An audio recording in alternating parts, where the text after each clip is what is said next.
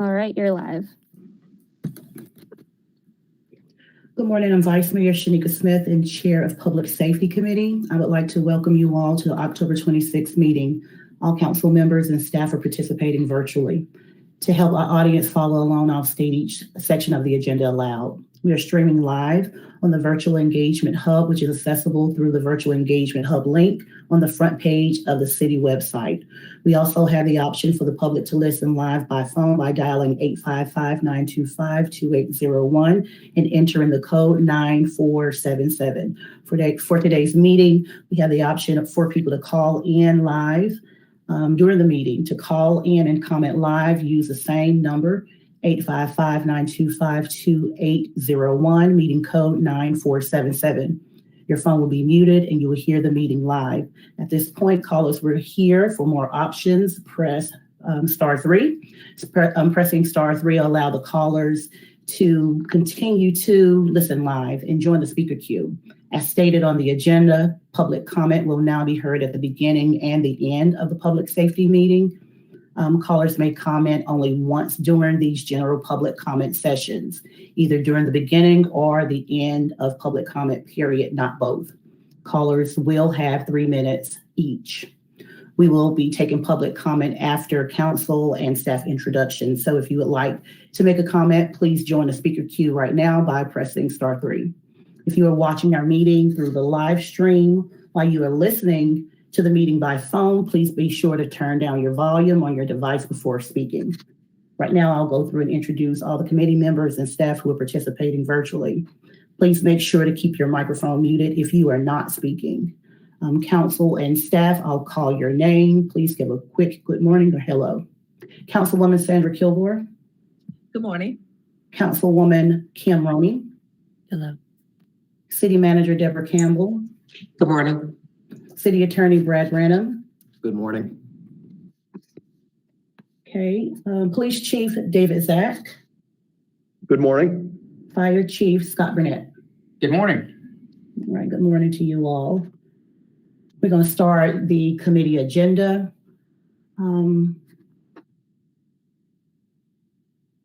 Right now, we'll start with public comment.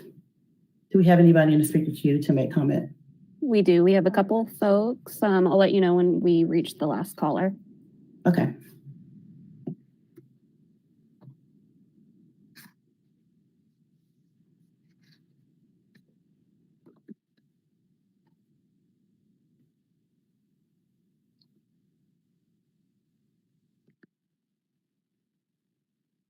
Caller ending in 4350. Your line is open. Hi, this is Reverend Amy Cantrell. Can you hear me okay? Yes, we can hear you. Wonderful, thank you. Madam Chair and councilwomen, city staff, and neighbors here in Asheville, I would like to make a quick public comment on written consent. I was part of the many wonderful people in this community that worked on the written consent policy for vehicles and was so happy that it passed and pleased to see that it's working powerfully. I'm here to speak to written consent for pedestrians and also for people on bicycles in our community. At the time the written consent policy was being worked on, we at Beloved Asheville really pressed for written consent for pedestrians and people on bicycles, knowing so many people in our community that this impacts directly, particularly people of color and people of low wealth. I've personally witnessed many people, pedestrians and people on bicycles being searched in what seemed not to be a consensual manner. And so I'm really pressing that now is the time to pass this policy for those people in our community. One of the things that happened just prior to and just after the written consent for vehicles was passed is that City Manager Deborah Campbell personally said to me, give me 6 months to work on this, which we did. And then shortly after that said, we'll get this done to me personally. It's past time to get this done. I want to say that my colleague and co-director at Beloved Asheville and Pancho Bermejo, who is a Latinx man in our community was personally stopped and searched while a pedestrian, and also stopped and ticketed in a wrongful manner while on a bicycle, which was thrown out in court later. And so I've heard many personal stories of this impacting our community. And so I ask for your leadership today and in the future and making sure that written consent is available to all the people that live in our community. Thank you so much for your time and service.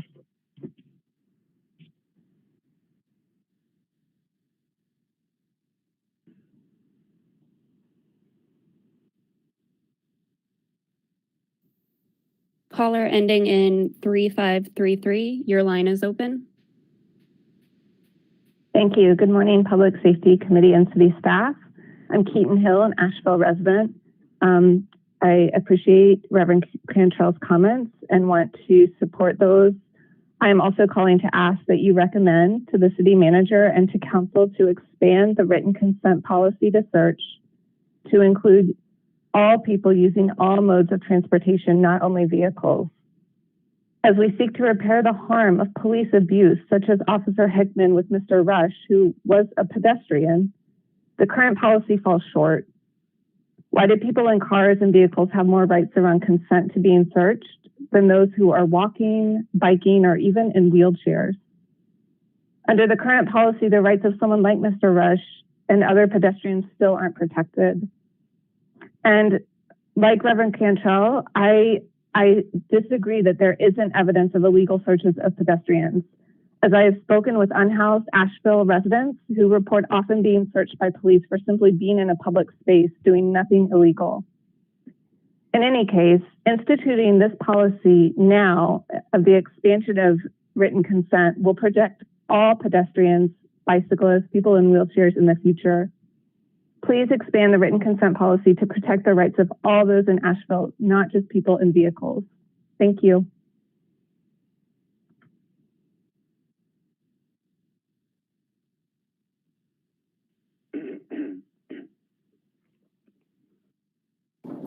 Caller ending in 7265, your line is open. Good morning. Are you hearing me? Yes, we can you hear me? Yes, okay.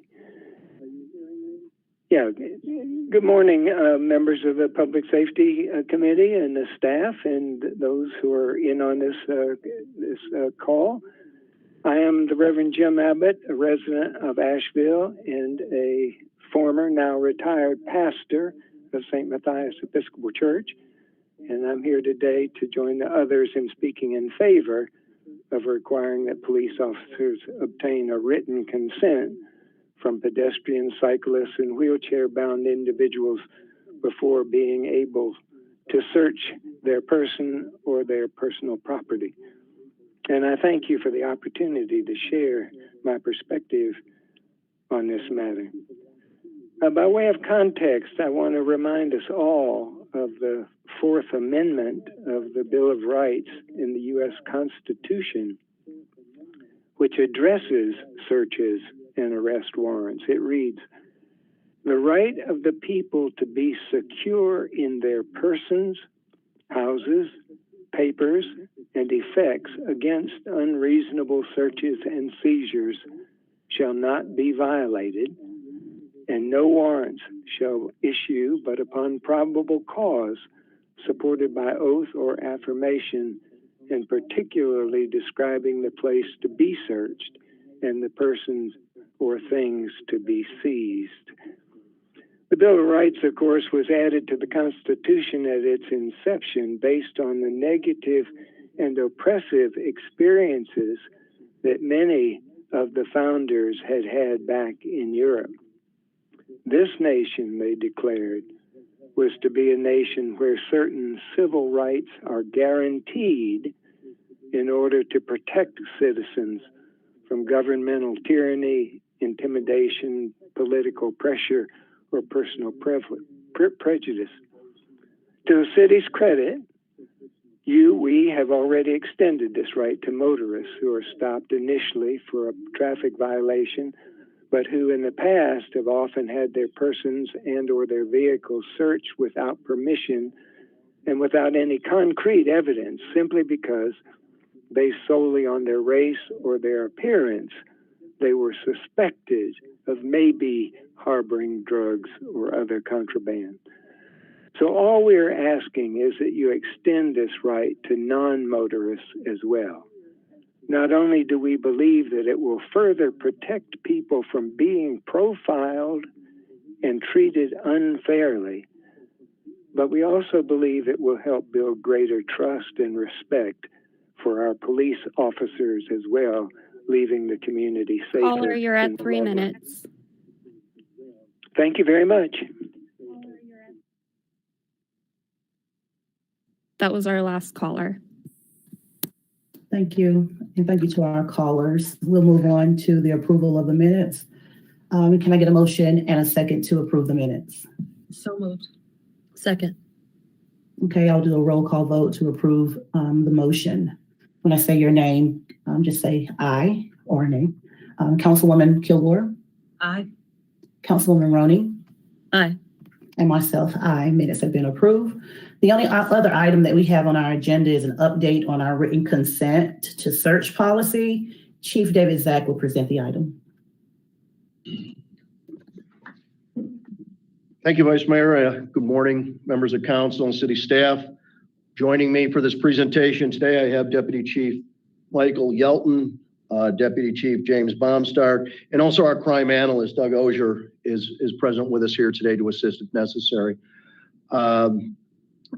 As the Vice Mayor stated, today's presentation is an update on where we're at with written consent to search. So if we could get started. Jenna, please. Our key takeaways: vehicles searched by APD officers are quite rare. Since 2018, the APD Professional Standards Division has only investigated 4 complaints alleging an illegal search. Since October of 2020, the Buncombe County District Attorney's Office has not dismissed an APD criminal case because of an illegal search. Next, please. The written consent to search vehicle policy was implemented on October 30th of 2019. That policy can be found online on the city website. It's policy 605 under warrantless searches. The policy only requires written consent to search vehicles and or real property. If an individual does not want to sign the consent to search form, they can provide verbal agreement, which is recorded on body-worn camera. Next. Since 2016, APD has conducted over 40,000 traffic stops, and only 2,161, that's 5.3%, have resulted in a search. The demographic breakdown on that is 77% of those searches were conducted on white persons and 22% on black persons. There are 5 types of searches that we do conduct, one being consent, others for warrant, probable cause, arrest, or protective frisks. Request for a consent to search has only occurred in 1% of those stops. Of the 2,161 searches conducted since 2016, only 424 were consent searches. And again, you can see the breakdown of 66% white and 33% on black persons. Less than 1 in 5 searches conducted are consent-based. Just looking at 2021, there have been 3,072 traffic stops. Officers conducted consent-based searches only 13 times. Drivers in 8 of the consent searches were white and 5 were black. This sample size is insufficient to draw meaningful conclusions. Next, please. As you can see, going back to 2018 and 2017, actually, both of those years, 129 vehicle consent searches. After the policy was implemented in 2019, that number dropped to 81. By 2020, down to 21. And by 2021 to date, only 13 consent searches have been conducted. So a dramatic decline. Next, please.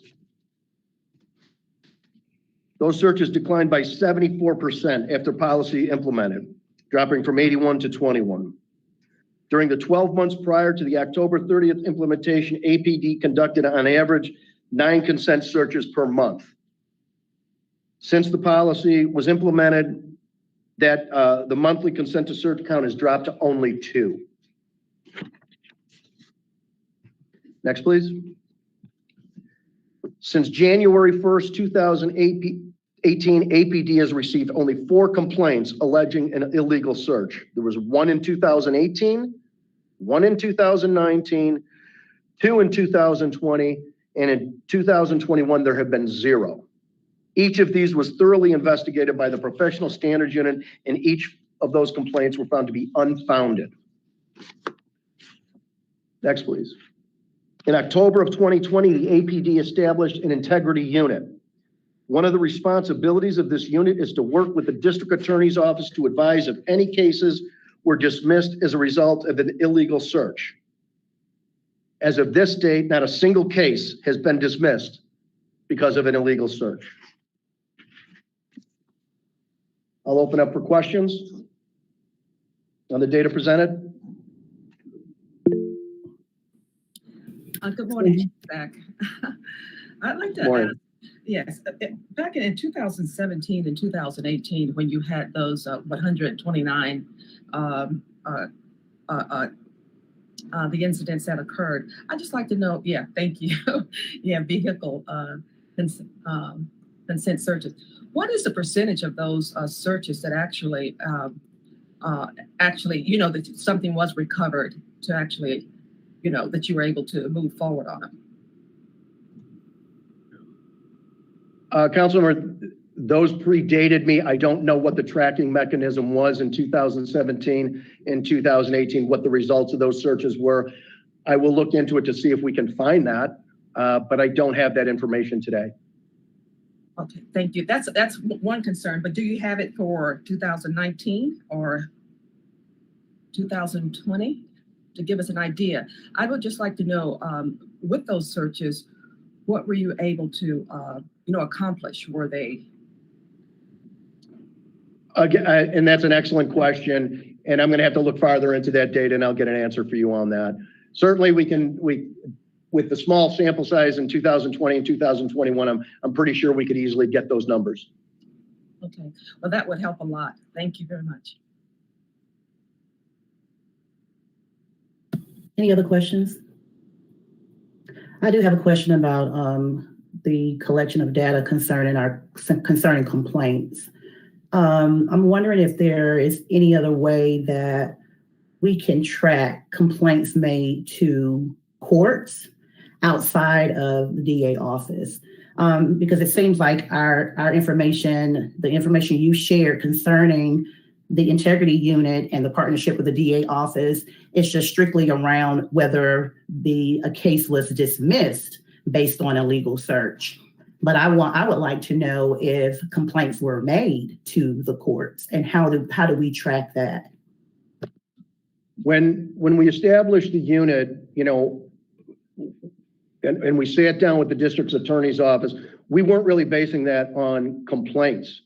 What we were asking the district attorney to seriously review our cases and advise us if they saw any problems with illegality. So it was not necessarily complaint-based. It was, you review these investigations, you review these cases. Are you seeing a problem with what APD officers are doing? So it was proactive. We were not waiting for complaints to come in. We were asking the DA to advise us if they were seeing any problems whatsoever, so we could make corrections. And again, to date, there hasn't been a single case where the DA has said, I saw a problem here. So that's kind of where we're at. So we're being proactive. We're not waiting for a complaint to come in. We're asking the DA to really review our cases and let us know if they see a problem with legality. Yeah, and I get that. But I just wanted to preface whether the cases that have been dismissed based on a legal search. And I would like to just to gather a better narrative about complaints made, or maybe maybe individuals who stated that there was an issue with a search or issue with a stop, whether the case was dismissed, thrown out of court or not. I just want a better story, because we understand in times past people have complained about not feeling comfortable reporting to APD, or individuals saying that they did make a complaint before the court of law, but it did not stand up in court. And I think that's better for the community to hear and know. Also, this is my first time hearing about the integrity unit that was formed in 2020. I just want to know more information, and maybe at the next public safety meeting, about their formation and their work. And let's see if we can work together to stand that unit up. And yeah, I just want to know more about them, because it seems like a great direction that they're going, but I need to know more information to have more oversight. Any other Absolutely. questions? Okay, no more questions, Chief, you can go on.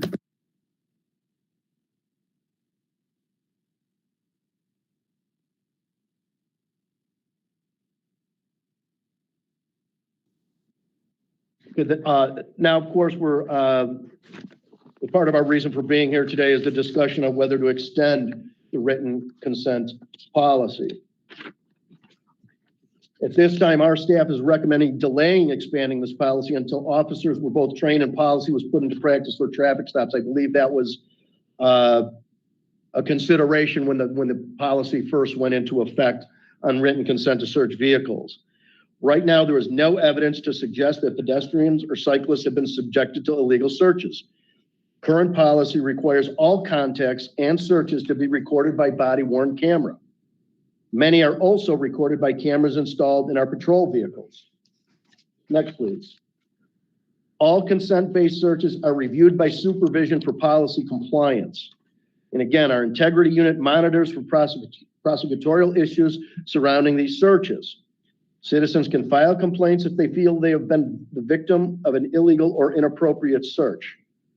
At this time, staff does not recommend the policy be extended until additional data is collected and analyzed to indicate or suggest that pedestrians or cyclists are being subjected to illegal searches. We'll leave it open for questions.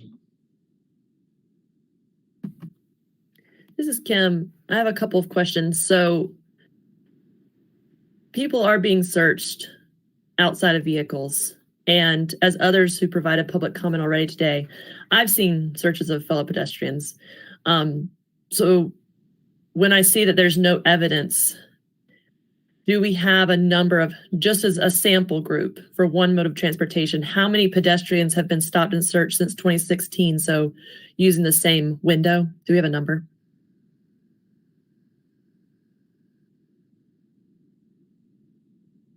Doing that, going down to figure out which one. That is one of the things that our integrity unit is working on. Obviously, the policy that was in place was dealing with vehicle searches. So part of the duties of our integrity unit is to start reviewing each and every one of those cases as well. So that is part of the function, and that data has not been collected yet. So if written consent policy was amended to include all forms of transportation, how would that data be collected and presented? Like, where would the public access it? Or we would do it in the same manner that we're doing it for vehicle searches. It would just be coded and then reviewed.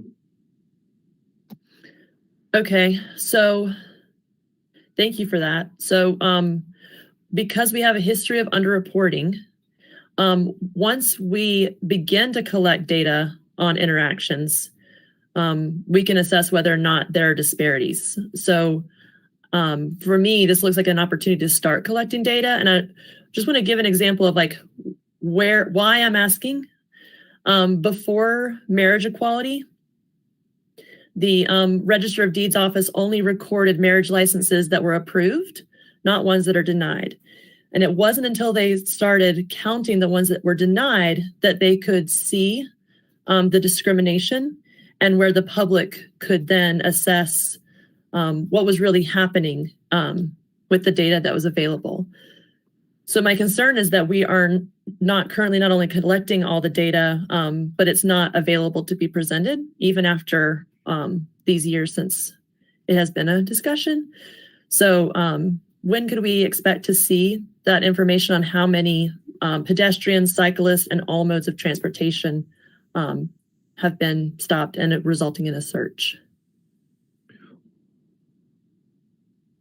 Again, I don't disagree that we can always do a better job collecting and disseminating data.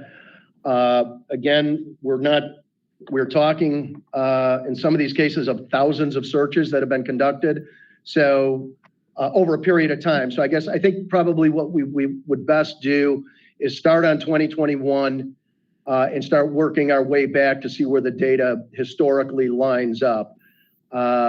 I guess I would just need a little bit more time, council member, to say I can give you a definitive date when I can have that exact data. But I think we can always improve on data collection, and I think that's one thing we have done over the last 2 years. We brought it forward that the use of force data was being underreported, and making those corrections have helped us a lot. So this is just another area where we can probably improve. And we will improve, and we will share that information, but we will not kick this can down the road. We will work diligently on getting that put together. Understood. Chief Zach, I'd like to ask a question. What would be the downside of actually extending it to this particular area of all modes of transportation, whether it's walking or whatever? Why we can always still collect data to strengthen the position, but I'm just trying to figure out the reason why we wouldn't go ahead and be proactive and amend it to include this now. That is an excellent question, and I think the answer that we have needs to be taken seriously as well. We train our officers to remain vigilant and attentive and to keep their hands free during field context. That's very important for officer safety. Unlike contacts with persons seated inside vehicles, there's no barriers to protect officers during field contacts with individuals who are on foot. Adding additional burdens to divide attention of the officer could significantly affect officer safety. Imagine an officer going behind a building at 3 a.m. and encountering a suspect behind that building. And now we don't have the barrier of a vehicle where the officer could easily, if their attention were diverted, to be assaulted. As we know,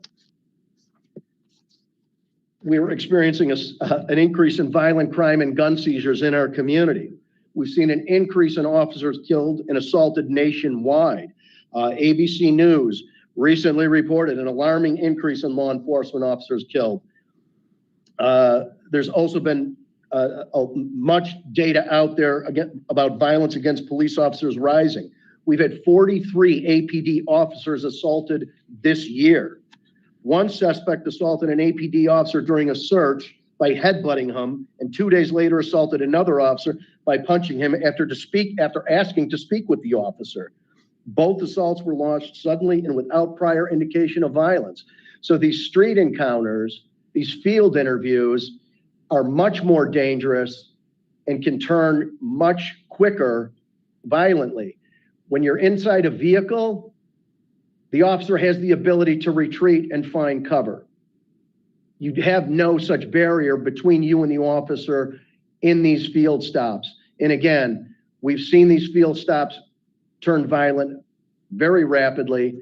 And again, assaults on officers are up nationwide, and that is a big concern for us when we have our officers' attention being diverted and don't have their hands free to defend themselves from a sudden attack, which has occurred often enough. So it's a big concern with officer safety. So when you talk about the officers needing hands-free during these one-on-one or face-to-face field encounters, are you talking about how having a consent form in hand and having to go through that procedure can possibly put a higher risk to the officer? Because I don't get the correlation. Absolutely. I mean, again, if someone charges you quickly and your attention is diverted while you're signing a form with a pen and paper in hand, or you have to return to your vehicle and go inside to retrieve paperwork, the officer's attention is diverted. That's easy to do. That's easy to do when someone's in a vehicle, but not in a field setting. I get that. But I think as we move forward in seeing if this is something we would like to do in the future, we often refer to the backup for consent and consent being recorded, or refusal of consent being recorded being our body cam footage. Maybe the consent to search is just a verbal thing and not the use of, pen and paper. I mean, I'm just trying to. Exactly right, Vice Mayor. I mean, the consent is being recorded by body worn camera. The written consent portion becomes redundant. And there's a question of, does that redundancy outweigh the risk to officers? So policy, is to have the consent recorded by body worn camera. We have the backup many times of the camera in the patrol vehicle. Written in these field is now a third layer. And the question is, do we risk officer safety for that additional layer on consent to search? It's being recorded sometimes by two separate cameras. Do we now divert officers' attention to now get it in writing as well and risk officers being attacked or a more violent encounter? And that is our concern. And that is the concern our police officers have. So let me ask my comrades a question, Kim and Sandra, specifically Kim. As Chief Zach has given us information about the body worn camera as a backup and also the vehicle camera being a backup, I think you stated or someone else stated that they had witnessed a stop. So in this stop, my question is to Chief Zach. So in this stop, are they asking to search individuals, whether in vehicle or in other modes of transportation? Are they asking to search and also giving that person a right to refuse? Or is this just when they're in a vehicle? Yeah. So our policy currently states if you're asking for a consent on a person that's not in a vehicle, that you have to ask the person, you have to notify the person that he does not have to accept and he doesn't have to consent, and that's all recorded on the body-worn camera. In the vehicle, you ask for consent. You also tell him he doesn't have to consent, and if they agree to it, then the officer goes back, gets a written consent form, walks up to the car, and they sign it, and that's also all on body-worn camera. I get it. Excuse me, so what you're saying is if they're on foot or on bicycle, okay, and you basically offer the consent, can the people just walk away if they don't want to say no and just walk away? Are you able to detain that person in order to get the written consent? How does that work? So if they have probable cause, they don't have to ask for consent. So when they're asking for consent, they're telling them that they don't need to agree to the consent. And that individual says whether they are agreeing to it or not agreeing to the consent search. And then, yes, the person can walk away, correct. Madam Chairman, if I could, I think the operative word is written consent. And Chief Zach, if you all could talk about that a little bit. You are asking, in some instances, for consent and to search for pedestrian or bicyclist. I think the question is whether we are going to get a piece of paper and the person signs it before you are able to search. Could you kind of just explain Yeah, what the written consent is about. It's about literally written consent. correct. Yeah, just like signing a document. And again, that extra layer, again, it's already been documented. The consent or lack thereof is already documented through the body-worn camera, and in some cases, the in-dash camera as well. And now we're coming back for a third layer of, now we would like you to sign. And of course, we know in many cases, people don't like to sign anything and put their name on it. So we've seen instances where people have provided the verbal consent, but then said, no, I don't want to sign. So we document that as well. But the real issue becomes, again, in these field encounters, one-on-one, close encounters with no barrier between the individual and the officer, that extra layer presents a significant risk to the safety of the officer and also the safety of the person that we're, seeking consent from. So it's on our end, we feel that we're meeting the constitutional requirements, that the rights of the individual are being protected. The question is, are we protected? And that becomes the issue. We don't want to see, and we can point to numerous examples where these field encounters may be dealing with a person who's suffering from mental illness or substance abuse, acts irrationally, and attacks an officer. In a vehicle, again, that's a barrier. We can easily retreat, but in a field encounter, it's completely different.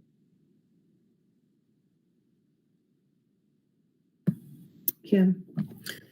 So in a field encounter, given this hands-free training, and in the conversation between the officer and the individual, does the officer at any time to give information or for follow-up offer the individual ever a business card? A business card with the officer's information on it? Correct. A piece of paper with information for contact. No. Because I've seen that happen. And so it was curious to me that one couldn't have a way to have a piece of paper on them to provide an opportunity to provide written consent. Because I have seen pieces of paper handed from officers to individuals, including myself. So I'm curious about. You were being searched? I was not being searched. I was being interacted with, because at this point, like we're talking about, there's no probable cause, right? Someone is being stopped. And then they're being asked, do I have consent to search, right? So we're being asked, like, can we then hand someone a piece of paper? And so I'm hearing today that we can't hand someone a piece of paper and ask for their written consent to search because they have to have their hands free. And yet I have seen and experienced interactions with pieces of paper being handed to individuals. Respectfully, I think you're talking about two different things and two different types of encounters. I think, again, the example I give is, maybe we've been called to a scene where someone's acting irrationally. We're discovering a person late at night behind an establishment that is closed. That's far different from, you perhaps calling to report an incident and we give you the reference number to the complaint. I just think we're talking about two different things. Sure. I just want to make sure that we're being really clear that there are times when we can have paper in hand and there's times that we can't. And it's not my intention to conflate. I've just seen people be stopped at an intersection like Haywood Road. That one person was asking the public for money. There are 9 officers then come to the scene and pieces of paper are handed to the person. So because we don't have documented data to look at today, I can only speak from the stories of what I've seen and the stories of others. And that's why I think it's really important that we have data. And if this interaction where we have a piece of paper that is then part of a public record documentation, this would give us some sort of data to look at. But additionally, I had another question, because this is just one of 3 resolution policies that were passed on May 22nd, 2018. What we don't see today is information on a motion to direct the city manager to implement a policy that APD not base a consent search on vehicular stops on a person having a criminal record or suspicious movement or behavior.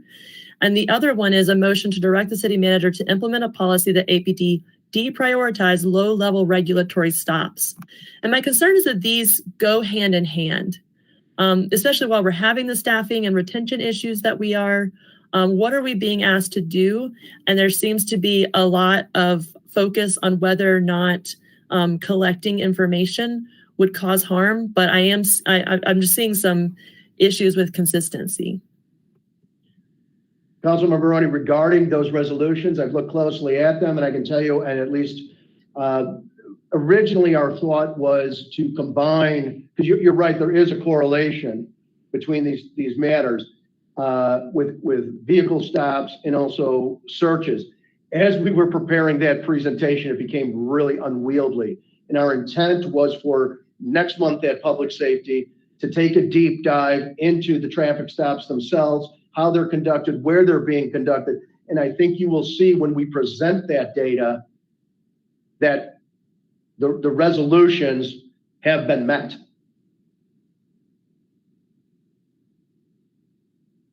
But that would be for next month's presentation. The presentation got to be too big and too confusing as we tried to combine all the data that we do have. So I think we can address that concern at our next public safety meeting.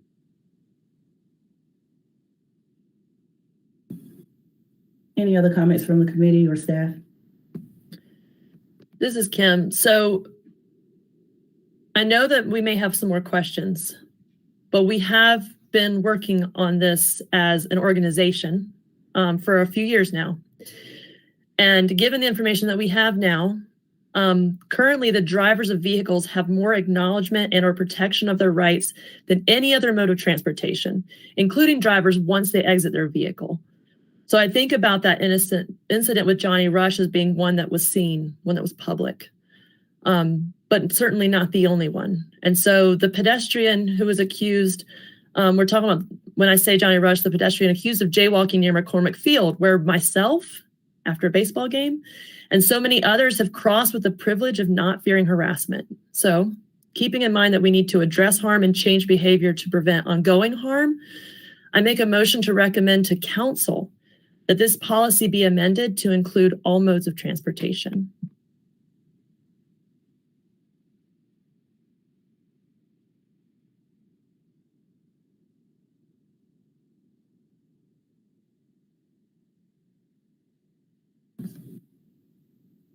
A motion has been made, but there is no second at the time.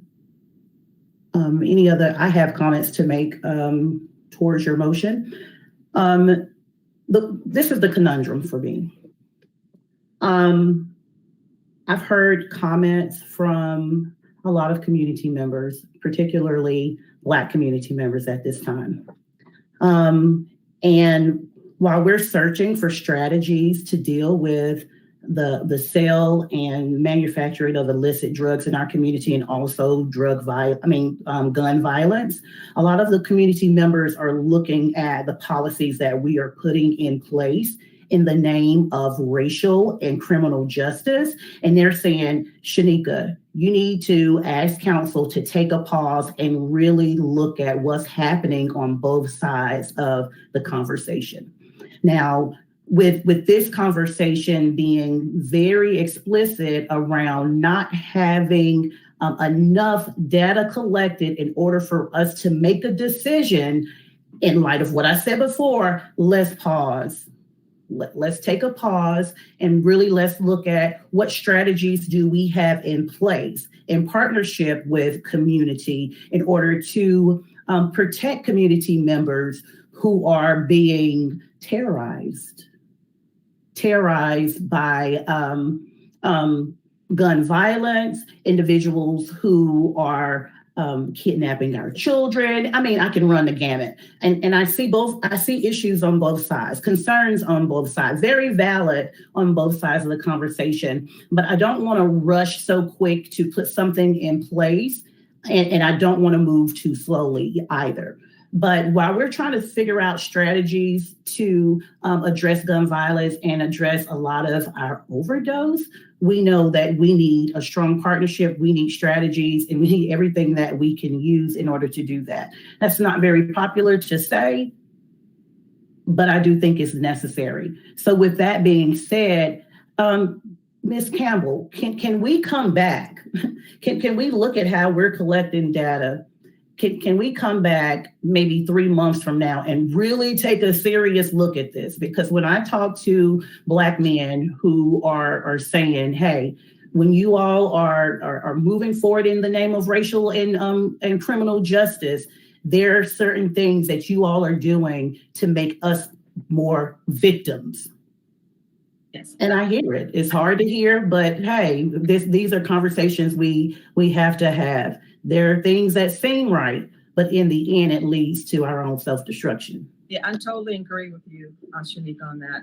And that's why I have some reservations, and that's why I was asking Chief Zach for more information as to how, and why they didn't want to make those decisions now. And like you said, they hadn't had enough information and gathering. So I truly believe that that's the route we should take, because we don't want to make decisions that, like you said, can impact our community more so. But also, with that being said, people are unprotected. Yeah. People are unprotected at this time, and folks in vehicles do have more rights than folks on foot and folks who are cycling. So I want us to all be mindful, within the organization and civilians as well, be very mindful that these are very critical times and we all have to walk upright. Vice Mayor and Chair, you have actually done a very good job at articulating how complex this issue is, and that there is not one answer. There's lots of answers to the issues that are confronting our community today, particularly around criminal justice, around law enforcement, and crime prevention. What we said, staff said as a recommendation, is not at this time, which means that you can interpret it as kicking the can down the road, but we said we need more information. And when the first speaker talked about the city manager saying, give me 6 months. Give me 6 months to get information. We don't have a lot of information so far. And so we're going to make a deliberate, intentional effort to collect the data that will help us make an informed decision about particularly getting out a piece of paper, handing it to a pedestrian in terms of a written consent. And we've got to weigh the risk, as the chief talked about, in terms of the risk to the officer, but also the risk to the whomever is being stopped. When we went into a public housing community, they literally asked us, stop the cars, search the cars that are coming into our community. They literally asked the chief to do that. And the chief said, I cannot do that without probable cause. And they kind of laughed because they said, well, you kind of got a history of, but I believe that we can come back. We can provide you with the information that you all are requesting. And the reason that I say there's not one answer is we're creating the integrity unit. We're looking at working with the DA on our practices. There's a lot of things that we've got to do. And I apologize for the long-winded response, but I think it warrants us looking holistically, not just a panacea of one thing. We've got to do a lot of things to address this issue. If I could, I appreciate the comments from the vice mayor and the city manager, but I cannot emphasize enough, that other consideration is for the safety of the public and the safety of our officers. And it's well documented, the losses that law enforcement is incurring nationwide. And we cannot lose the officer safety piece in all of this. And I think that will have, if it's not considered or if it's taken lightly, I worry about the message that sends to the officers that we currently have and to those who are considering joining this profession and those that we're trying to recruit, that your safety does matter to us. And, you know, again, when we talk about the rights of the individual, those rights are being protected, and that documentation is being made through the body-worn camera system. The extra added layer does not give you additional rights or deny you rights. The consent is being recorded. We're just asking to record it 2 or 3 times over. And again, does that redundancy outweigh the safety to the individual being searched or stopped and the officers themselves? Safety needs to be a huge part of this discussion. And I'll just end there. You're on mute, Vice Mayor.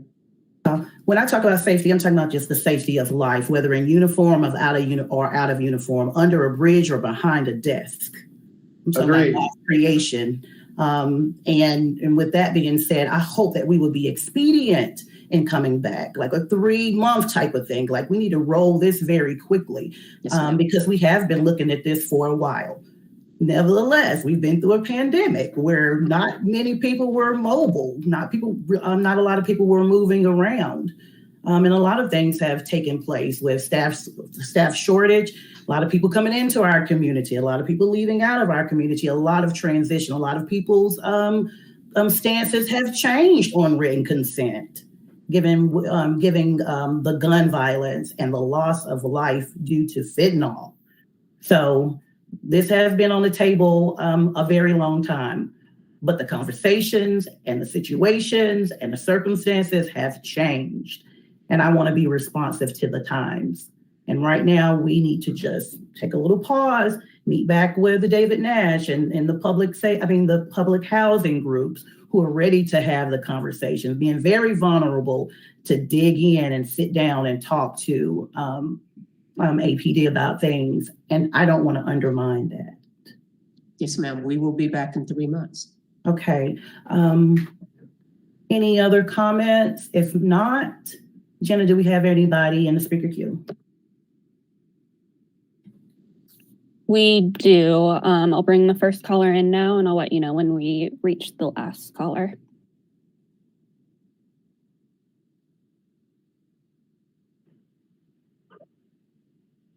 Caller ending in 6029, your line is open.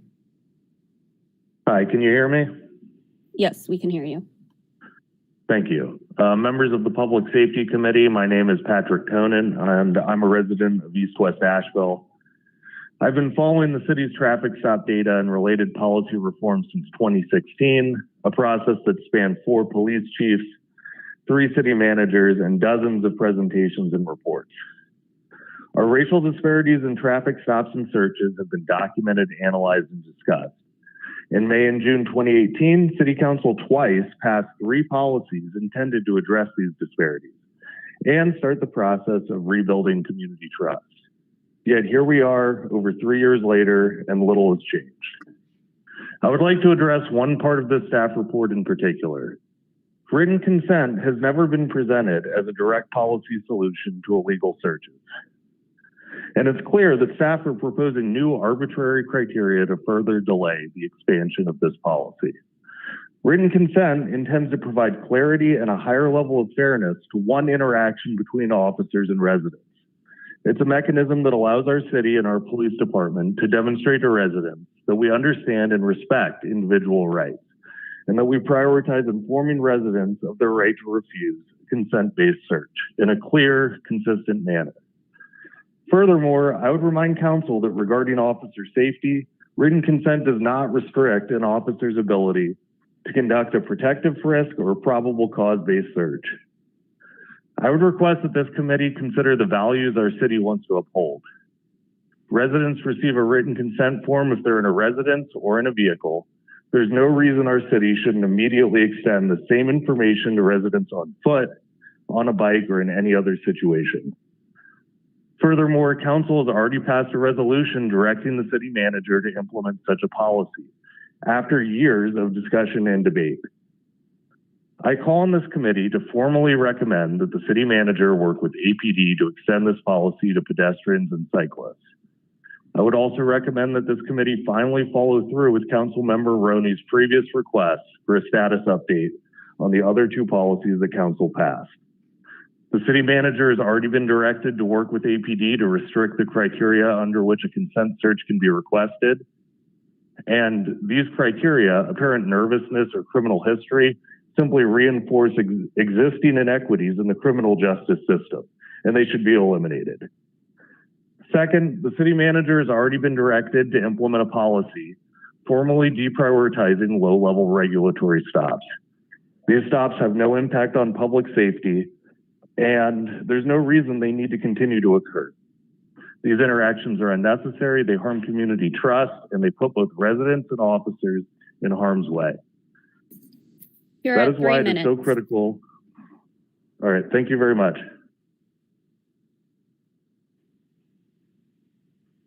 Caller ending in 6655, your line is open. Hi there. Good morning, members of the committee. My name is Zach Whitus. I wanted to speak in favor of the extension of the written policy. I believe that the right to privacy is sacrosanct, and I support this increased measure of accountability. I wanted to point out that Chief David Zach's presentation of violent crime statistics was a bit misleading. He talked about nationwide statistics, but failed to mention that the violent crime statistics in Asheville have remained consistent over the past year, relatively consistent. I also wanted to, I guess, just highlight the lack of believability of what Chief David Zach described about the risk to officers in getting written consent for these searches. It seems to me that it defies credulity that a trained officer couldn't obtain written consent in a way that protects themselves. I think it's embarrassing to the officers to suggest that they wouldn't be able to assess risk and proceed accordingly. I think that they're trained for just these types of assessments. So I don't believe that is a serious risk to consider. They're already evaluating it. Yes, so please extend this written policy. I believe that it'll protect the privacy and the rights of individuals in our city. There'll be plenty of time to continue collecting data in the interim.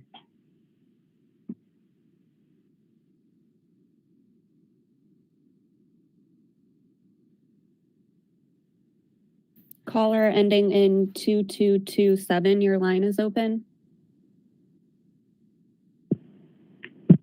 Thank you. Hill, I'm a resident of North Asheville. I ask that members of the committee recommend to the city manager and to council to expand the written consent policy to all forms of consent searches. And I challenge some of the assertions that I've heard here today.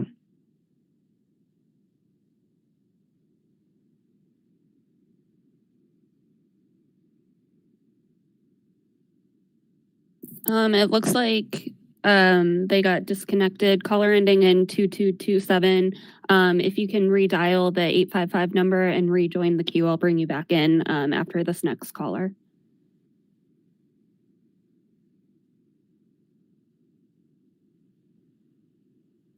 Caller ending in 3766, your line is open.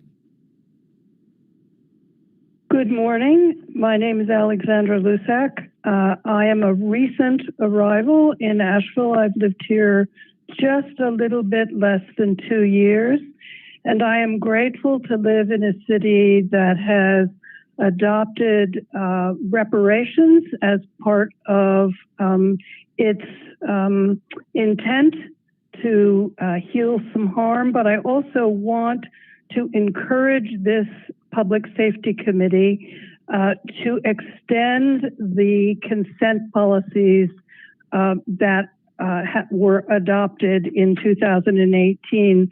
I think it is very important for members of the community to know that trust is being built, and this is certainly one way to do that. And I want to encourage you not only to adopt written consent policies for vehicular searches, but also to extend that policy to people who are walking or bicycling or using other forms of transport. I think it is a crucial and important way to let people in the community know that we are listening and that we are concerned for everybody's well-being. Thank you very much for listening to me.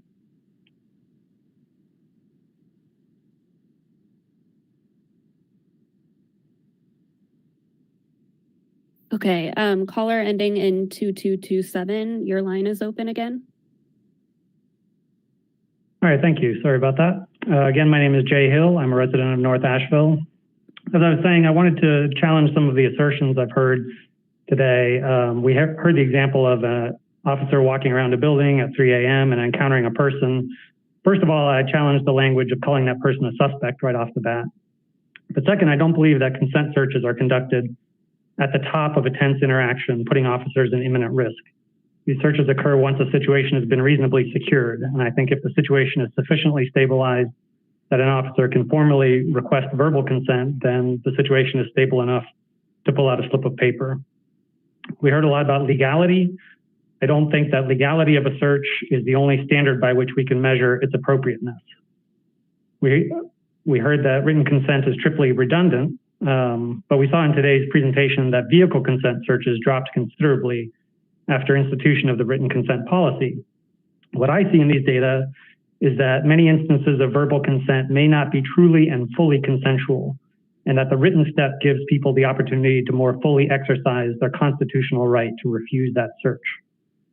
We heard that consent searches are relatively rare, and for this and all these reasons, I again ask the committee to recommend the expansion of the written consent policy to all forms of consent search. Thank you.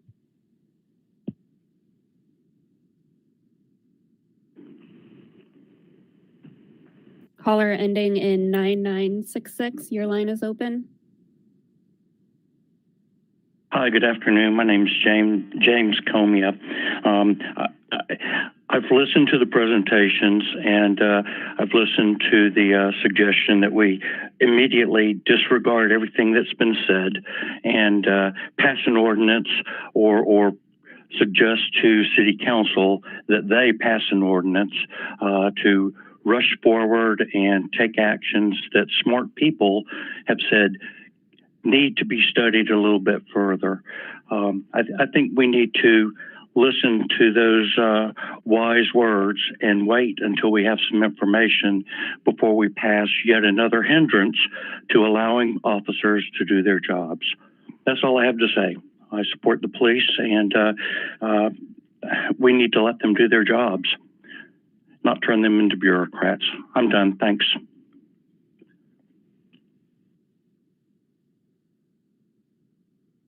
That was our last caller. Are there any more comments from the committee? This is Kim. So I accepted an invitation from the sheriff's office to tour the detention facility recently. And during the early stages of the pandemic, we reduced our prison population significantly, close to 300. As of 2 Mondays ago, we were back up to 459. So a constituent and other folks have reached out to ask, what is the city's role? If our goal is to reduce the prison population, what is the reason for this increase? Is it because we have lack of beds for mental health care, for housing people experiencing homelessness, because they were trespassing? So what would help for me to be able to be better informed so I can answer these questions from the public is, what is the role that we play? When I say that, specifically the number of the population increase where APD was the key role playing and the person being there? And also, what are the types of reasons why APD and the city of Asheville is participating in the increase in population? For example, I'm specifically looking at violent crime. And the third thing is I'm learning a new term called call fail. So as a person who's currently in prison, if they're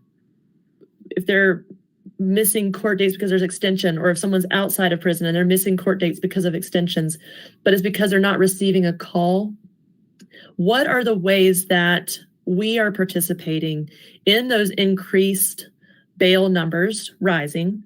And what are the tools that we could do to communicate better with the public so that we don't put people in a position of incurring a higher bail than they could have ever had in the first place, simply because they're missing a phone call? I know that we are not the DA, we are not the public defender's office, and we are not the judicial branch, but we are a key player in public safety. And so some of these questions I would like for us to see as a group so that we can be better informed in the role that we play. And you're asking that for a future conversation? Yes, please. And when you have that discussion, Ms. Campbell, Deborah, can we also talk a little bit about that same conversation in context with our relationship with the Safety and Justice Challenge? Absolutely. That's exactly where I was going to go, Vice Mayor. Thank you. I think our meeting is adjourned.